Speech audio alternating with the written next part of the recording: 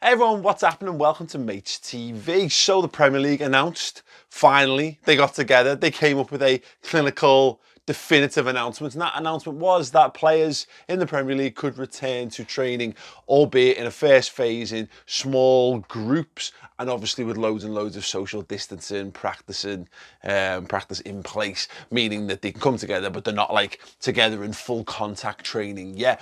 The knock-on effect of that, as a Liverpool fan, and I'm sure if you're a fan of another football club, exactly the same. We got to see photos of the players back in training. Yeah, this made me happier than it probably should have done to see a bunch of, wealthy, healthy individuals with overgrown hair. Like Bobby Firmino's mad soul glow hair. He looks like a combination of the episode of the Chappelle Show when Charlie Murphy recounts all the old stories of like Prince and stuff, and what Charlie Murphy looks like in that, and what Ross Geller looked like as a kid when he's trying to seduce Rachel in that episode. If you get those references, good on you. You're an absolute hero. Give yourself a like on the video. Just great to see it, and I like it for a number of reasons. One of them, and it's one of the stupid daft ones, given the kind of environment we're all inhabiting at the moment, was that it really humanised the players for me. You know, you've got these guys and these multi-millionaires, and they're all living the dream, and they've all got boss cars and boss houses and massive bank accounts and everything we could ever hope and dream for, including obviously being Liverpool footballers. But they're all in the same boat in that, they're not allowed to have a hairdresser come over and sort the barn itself. Now, I'm lucky. My wife has done a sterling job of just about keeping me, well, okay. It's fine. It was all going a bit like, it was all going a bit Peter Parker, Spider-Man 3 emo for me. But, I found it like one of those small things that you get an enjoyment out of. Seeing the Liverpool players back in training, seeing them with the mad haircuts, or lack thereof, just put a little bit of joy into my soul for the day, which was fantastic. But obviously we've got a wider conversational point around this, because obviously we saw the Bundesliga came back at the weekend. I watched some of it. I watched the Dortmund-Schalke game, and then I flicked over between the RB Leipzig-Freiburg game as well, and then I watched the highlights of all the big games, and then I did a big show on it on a Monday on the Redmen website, the Bundesliga Roundup, which is ace, by the way, if you want to get more info on all that kind of stuff. But it was fine. I had a fine time with it. It was nice just to sit down and have some football, and I love the collectivism of watching live sport, and actually not social media. I often rail against social media and some of the really negative aspects of it, but I enjoyed social media, or I enjoy social media around the football, mainly around the football that's not related to teams I really care about. So in this regard, it was generic, general, live sporting football events, and people were just having general conversations and talking about being back and their takes on it, what they enjoyed about it, what they didn't enjoy about it. And I quite like that feeling of everyone, like everyone's eyes being pointed at one thing. So I enjoyed it from that perspective. I didn't think the footy was particularly great. I don't think it was particularly engrossing. It wasn't the football that we've all grown up on by any stretch, but I enjoyed it as a nice pastime. And we very much, that's been a lot of the argument around the return of football, is like to give the nation something to do.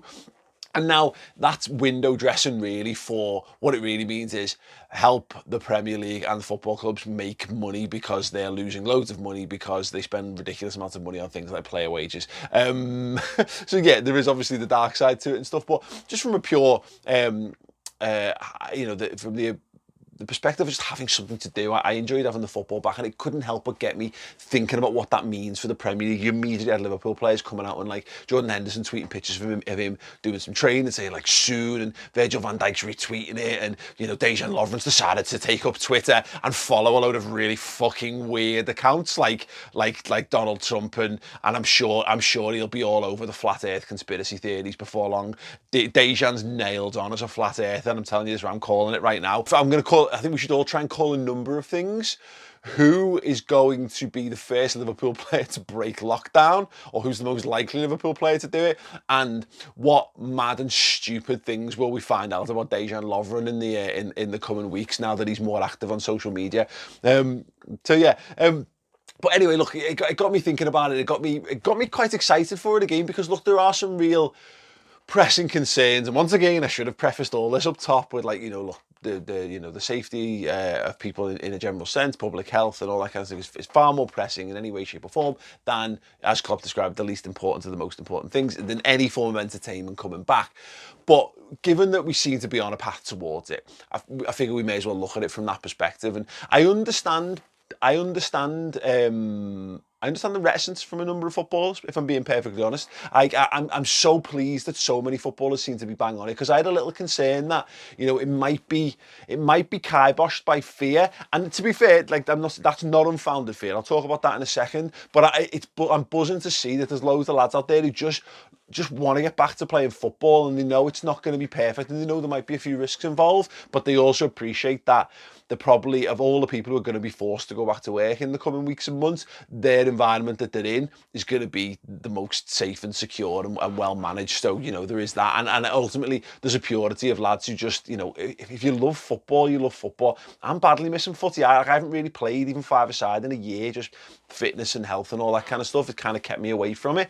But even if I had to go back to walking football, which I think I'm probably a bit young for, but maybe I'll just put some grey tints in my hair and just walk with a little bit more of a limp. But I just want to get back to kicking the ball around with me mates and having a bit of a laugh, because football's amazing. So that's another thing that's really buoyed me. But on the flip, as I was kind of alluding to, you're seeing like Troy Deeney is a good example of this. He's been really vocal over the last few weeks about his kind of, I'd say, well, anxieties is probably the good way to put it. But he comes across as a really, I think he comes across a really good guy, Troy Deeney, if I'm being perfectly honest. I very rarely hear him come out with anything, and I haven't heard Troy Deeney come out with anything and go, knobhead, which makes a big difference for gobby footballers, because when footballers, you hear a lot of the time, you just think, oh, shut up, you tit. Whereas he's been talking about his fears about the fact that he's got a young baby at home who's had breathing issues. And he doesn't want to obviously go contract COVID, bring it into the house and put his baby's life at risk. Absolutely fine. I mean, we talk about having motivations. I think a lot of us are facing this in life, is that, you know, there'll be a gradual loosening of lockdown, and we'll all be able to do more and more and more. But there's still people who are just thinking, actually, you know what? I think I'm going to stay inside for my safety, for my family's safety.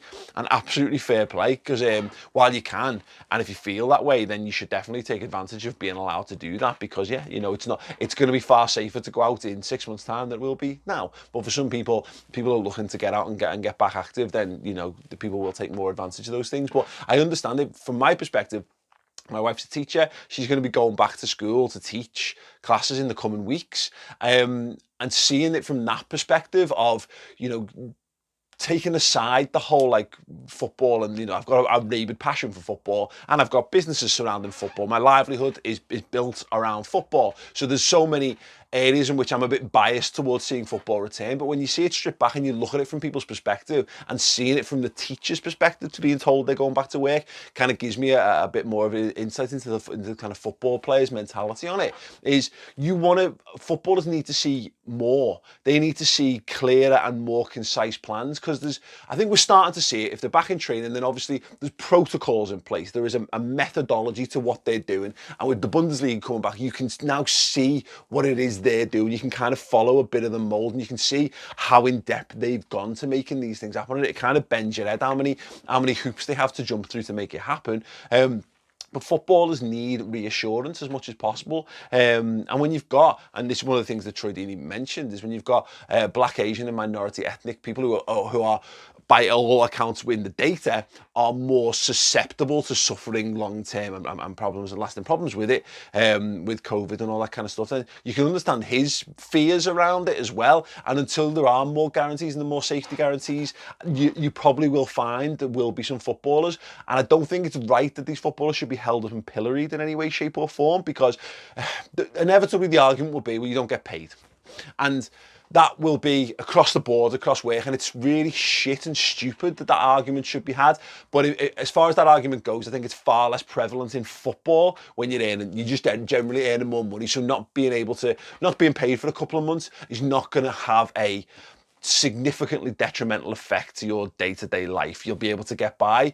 It's an issue when you're talking about people who live paycheck to paycheck, who work in construction, or they work in teaching, or they work in shops, and they work in all these things. They're more pressing issues. But I think footballers are Yeah, I think footballers are well within their right to have concerns over it, and I think it's definitely something that needs to be done. But what I think we're finding, and what I'm pleased to, I think we're finding, and I think we'll see more of in the coming weeks, is there's just more information coming out on a week-to-week basis. Obviously, we're coming up to round 2 of the Bundesliga. There are gonna be results of the tests that's been done since round 1, and we're gonna see what that means in terms of the health of the players. Like, we could find we're all gearing up towards it. All the Premier League players are going back into light training this week, but by the time we get to the weekend, there could be like an explosion of cases in the Bundesliga, and it causes everyone to have a massive rethink. So we still have to wait for that. But from a pure, football fan perspective,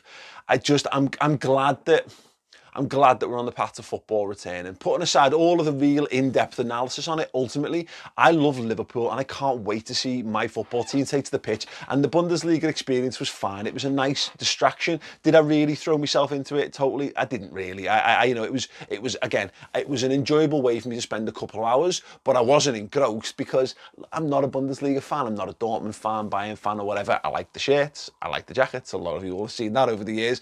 And I like football in general, but nothing grips me the way that Liverpool grips me, and watching an entire 2 games of football for the first time in 2 months didn't give me the same level of joy as seeing a few photos of some Liverpool players turning up at training with the daft haircuts. So from that perspective, yeah, bring back the Premier League, bring back some Liverpool Football Club into my life, so that I can have that collectivism with the people who are nearest and dearest to me, with the fans and friends and family that, all love the same football club that I do. I think it's a very exciting thing in prospect, and I can't wait to see what Bobby Firmino, moreover, does with his hair in the coming weeks, because you know what, he's going to be a front runner, he's going to be a leader, he's going to be a trendsetter, isn't he? I think we all need a little bit more of Bobby Firmino hairstyle madness in our lives, at least until the football comes back anyway. Anyway, if you want more from me, go to twitch.tv/Maych Gaming. I've got my own gaming channel on Twitch. It's good fun. I've got a Liverpool career mode going on over there at the moment.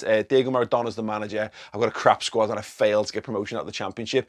Got a boss little community going on there, so come over and join it. Follow the channel. If you want to subscribe to there, you can do. If you want to help support what I'm doing here, go to patreon.com/Maych. And other than that, drop a thumb. It's otherwise known as a like. Literally 10 years doing YouTube. It's not... comments on everything I've discussed below, and I'll see you all soon. Nice one.